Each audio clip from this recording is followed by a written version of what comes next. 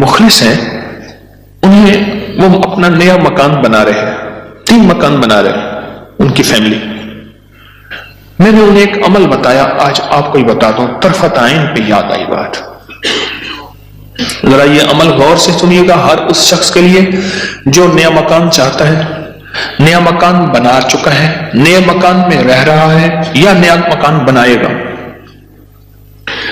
میں نے کہا آپ نے نیا مکان بنایا ہے، ان قریب شفٹ ہونے والے ہیں، منتقل ہونے والے ہیں، اس کا کوئی حل بھی کیا؟ سب سے پہلے اس نئے مکان میں 3 نقصانات ہیں، اور آپ نے ایک بات اکثر سنی ہوگی، ہمیں گھر راس نہیں آیا، مکان شفٹ کیا، یہ حادثہ، یہ واقعات، جانی نقصان، مالی نقصان، پریشانیاں، مشکلات، مسائل، ہمیں نہ لوگوں کی نظر کھا گئی، یا یہ فلاں فلاں، آپ نے سنا ہوگا. آج میں اس کا راز بتاتا ہوں، یہ ہمیشہ راز یاد رکھیے گا اور میری یہ بات ضرور پھیلائیے گا، بتائیے گا، لوگوں کا نفع ہو جائے گا، بھلا ہو جائے گا. نیا مکان جب بھی بنتا ہے، جب بھی بنتا ہے، اور جتنا خوبصورت ہوگا جنات کو بڑا پسند آ جاتا ہے. اب میں ایک صاحب نے مجھے ایک بات بتائی، وہ بات میں انہی کی زبان میں سناؤں گا، آپ وہ بات کی چاشنی بھی لے لیں، پھر میں بات مختصر کر کے بتاؤں گا. اماں بالا کو قرآن پڑھیں دیا، یہاں تک سمجھ آئے گا؟ بچوں کو قرآن پڑھاتی تھی اماں. تو ہم نے نیا مکان بنایا، اماں نے یہ ڈٹھا، اماں کہندی ہے ونج حافظ کوئی درخت دی ساوی لکڑ بھانا، چمک بھانا، شاخ توڑ کے لیا تازہ. اماں تازہ چاک لو کے اوپر چڑھ گئی، نیت بیمار پوے، خدا خراب کر رہے، گلو سڑو، میرا گھر تک نظر یہاں، نکلو ہی تم، نکلو. ارے اماں ایسی دیواروں کو مار رہی، ایسے. ہم نے کہا یہ پتا تھا اماں کے پاس جنات بھی پڑھتے ہیں، آتے بھی ہیں، اماں جنات کا دم بھی کرتی ہے، ہدیے کھانے وغیرہ بہت آتے تھے ان کے گھر. میں نے بھی اماں کو دیکھا ہوا تھا، وہ میری نانی اماں کی بہن بنی ہوئی تھی، ایک دوسرے کو ہدیے دینے لینے کرنے. نانی اماں کی طرف سے ہدیے تھوڑے جاتے تھے، ادھر سے زیادہ جاتے تھے کہ نانی اماں کی جیب سے جاتے تھے، ادھر سے ہدیے آتے تھے تو اتنے ہوتے تھے کہ وہ تقسیم ہوتے تھے. تو کہ نانی اماں، میری اماں نے نا مار مور کے ہانپتی اماں آ گئی، کہہ رہا بس نکل گئی. اماں کیا ہے؟ کہہ رہے نیا مکان بنایا، ان کو اچھا لگا، گزرے جا رہے تھے، اوپر جو سیڑھیوں کی بمٹی تھی وہاں جا کے انہوں نے اپنا ٹھکانہ لگا دیا، مٹی لینے پہ اپنا سامان لگا رہے تھے تو مجھے نظر آ گئے، نکال کے آئی ہوں. اچھا یہ ایک نہیں کئی واقعات ہیں. آپ کے گھر میں بہترین گھر بنا اور آپ کے گھر میں گندی کیچڑ کے 5-10 کتے، جو گرمیوں میں نا آپ نے دیکھا ہوگا نالیوں میں کتے بیٹھے ہوتے ہیں، بڑی ساری زبان نکال کے ہانپ رہے ہوتے ہیں، گندی نالی میں پانی گزر رہا ہوتا ہے تو ان کا جسم کچھ ٹھنڈا ہوتا ہے. وہ گندی نالی والا کتا جب اٹھ کے نا اپنے بدن کو چھاڑتا ہے تاکہ کیچڑ وغیرہ، آپ کے گھر میں کتوں کا ریوڑ گھس آئے گندے، تو گھر میں کیچڑ ہوگی یا عطر کی بارش ہوگی؟ بدبو، غلاظت، نجاست، خباثت، یہی کچھ ہوگا. کیا ہوگا؟ جس گھر میں شیاطین آ جائیں اور شیاطین کا پورا قافلہ آ جائے اور فیملی آ جائے، جو کہ ہر بیت الخلاء میں ہوتی ہے، خبث اور خبائث، مذکر اور مؤنث، مائی اور جوان، ہر بیت الخلاء میں ہوتے ہیں. جو جتنا بیت الخلاء کو ٹائلیں لگا دے، لگژری بنا دے، ہمیں دھوکہ ڈال دیا اس ٹائلوں نے اور شیشے نے اور کمکموں نے. میرے کملی والے نے فرمایا ہر بیت الخلاء میں فیملی رہتی ہے. بھائی میاں بیوی ہوگی تو بچے ہوں گے نا، تو میں فیملی ایسے تو نہیں کہہ رہا. خبث اور تو سب سے پہلے تو جنات، شیاطین. دوسرا جو ہوتا ہے، جو روگ لگتا ہے، دوسرا جو روگ لگتا ہے وہ خص مزدوروں اور لیبر کا روگ لگتا ہے. غور سے سنیے گا، کتابوں میں لکھا ہے اپنے دھوئیں سے اپنے پڑوسی کو تکلیف نہ دو. اگر تم نے کوئی مسالہ دار چیزیں، اسپائسی چیزیں، لذیذ چیزیں بنائی ہیں اور تمہارے پڑوسی کو یہ قدرت حاصل نہیں، تو اس کو تکلیف نہ دو، پانی شوربے میں زیادہ ڈال دو، کچھ اس کو دے دو۔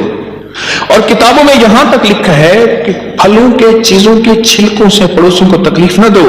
اگر کوئی اچھی اعلیٰ چیزیں کھائی ہیں تو اپنے پڑوسی کے گھر سے دور رکھو، اس بیچارے کو تکلیف ہوگی کہ اللہ میری جیب میں بھی ہوتا، میں بھی کھاتا۔ یہ جو غریب لیبر آتی ہے، لیبر تو غریب ہی ہوگی نا، مستری مزدور، ان کی نظر کھا جاتی ہے، ان کی نظر کھا جاتی۔ میں نے بکریاں رکھی، 8 بکریاں تو ذبح ہو گئی اور لیبر کھا گئی، 9ویں جو ہے آخر حرام ہو گئی اور چھری کے نیچے بھی نہیں آئی۔ میں نے کہا نکالو یہاں سے بکریاں،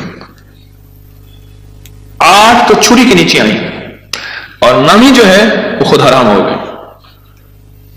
اور تیسری اور آخری چیز، یہ میں آپ کو کہتا نا گھر راس نہیں آیا، یہ میرے پاس بہت واقعات آتے ہیں۔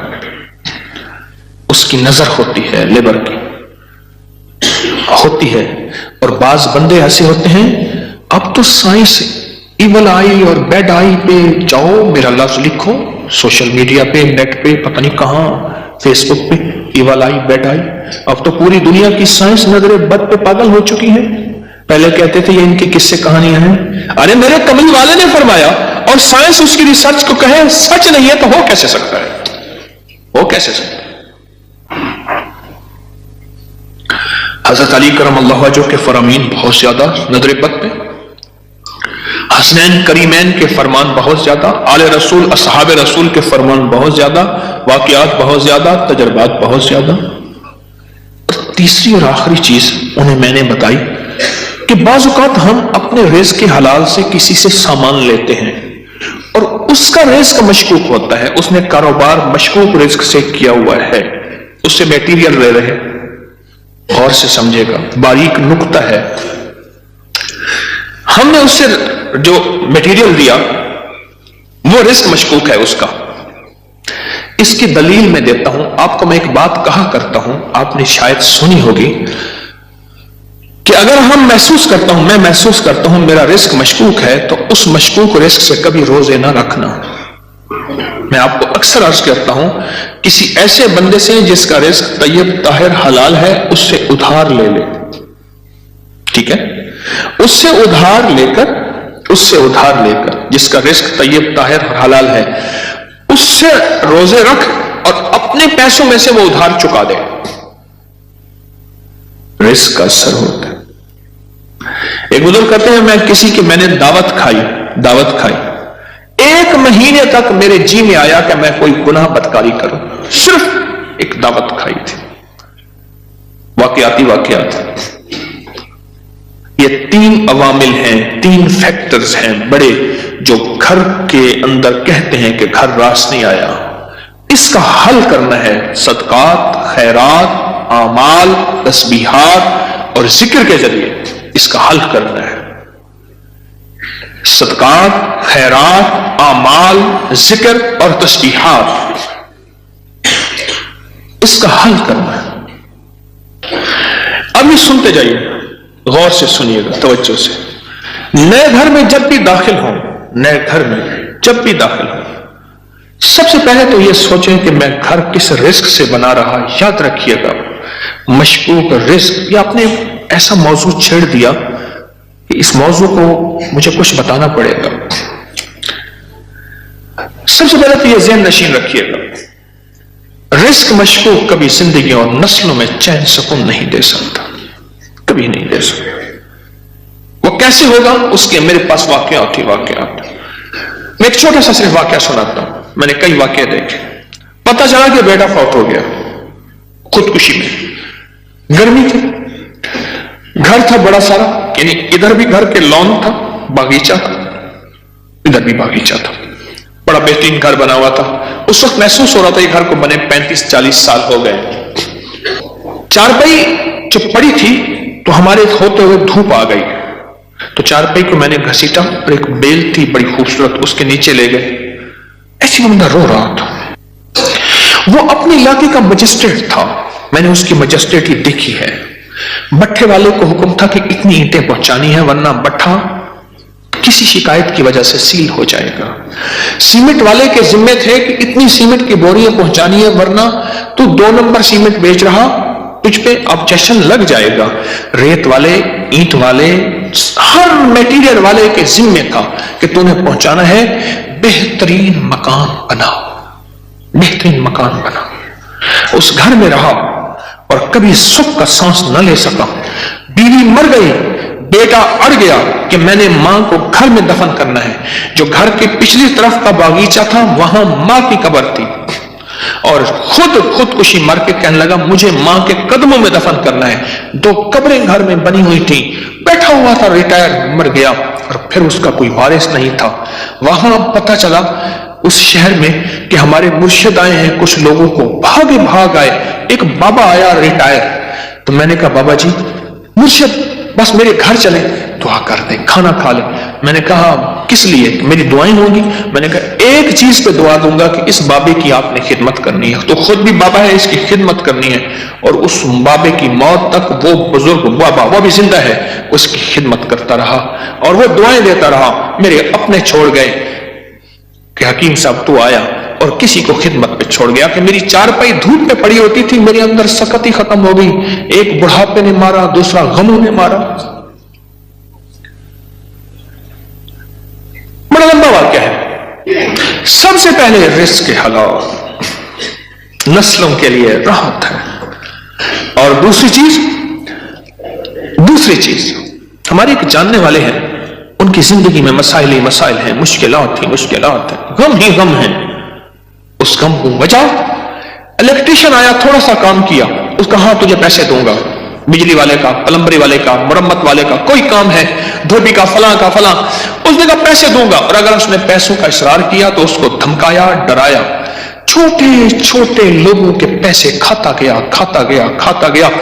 نسلوں میں غربت، تنگ دستی نے گھیر لیا. ہم اس سے اعمال پوچھتے ہیں اور رزق وہ ہوا جو کالا ہوا، دھن کالا ہوا اور جس میں غریبوں کی آہیں ہوئی. تو میں کتنے اعمال کر کے اس گھر میں کیسے سکون پائے گا؟ مجھے بتا تو صحیح. اس کی مثال پتہ کیا ہے؟ خنزیر کو بڑے خوش و خضوع سے لٹا کے کہتا ہے بسم اللہ اللہ اکبر، تو خنزیر حلال ہو جائے گا.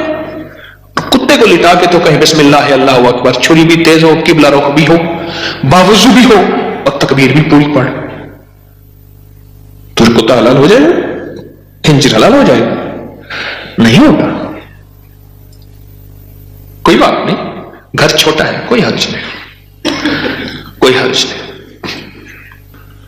ان چیزوں کے خیال کر کے اب عمل بتا رہا ہوں. گھر میں 81 دفعہ سورۃ یاسین، جب نئے گھر میں داخل ہوں 81 دفعہ سورۃ یاسین مل کے بیٹھ کے خود پڑھیں، کرائے کے بندے جمع نہ کریں.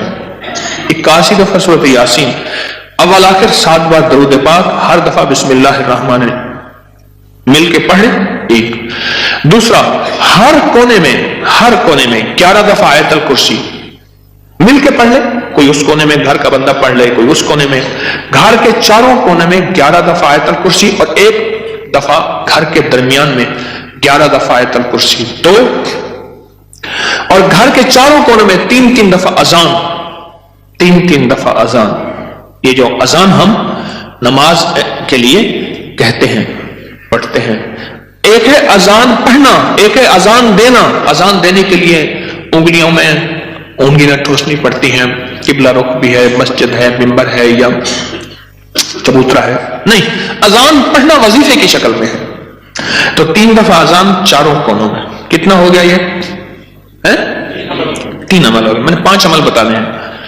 اور چوتھا یہ ہے کہ وہاں جا کے 1 دن، 3 دن، 7 دن یا 11 دن، 1 دن، 3 دن، 7 دن یا 11 دن اتنا پکائیں کہ لوگوں کو کھلائیں، اور خاص طور پہ ان لوگوں کو جن کو اتنا اچھا کوئی نہیں کھلاتا.